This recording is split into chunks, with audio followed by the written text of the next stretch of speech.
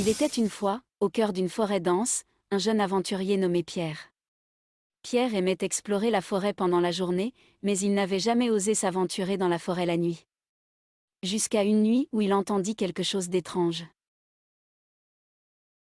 Alors qu'il était allongé dans sa tente en essayant de s'endormir, il remarqua que les sons de la forêt la nuit étaient différents de ceux qu'il entendait pendant la journée.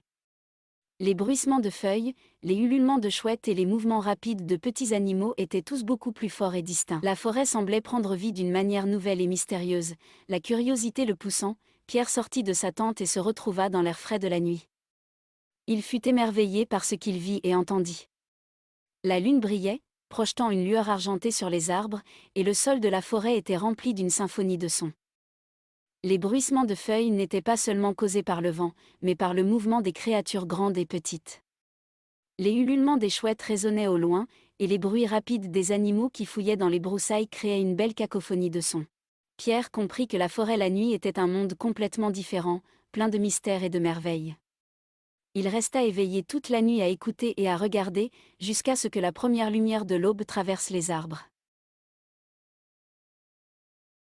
Depuis cette nuit-là, Pierre attendait avec impatience les sons de la forêt la nuit. Il savait que c'était un moment spécial où les créatures de la forêt étaient les plus actives et les plus vivantes, et il se sentait privilégié de pouvoir être témoin de cela. La forêt la nuit était devenue son endroit préféré, et il savait qu'il serait toujours captivé par sa belle symphonie de sons.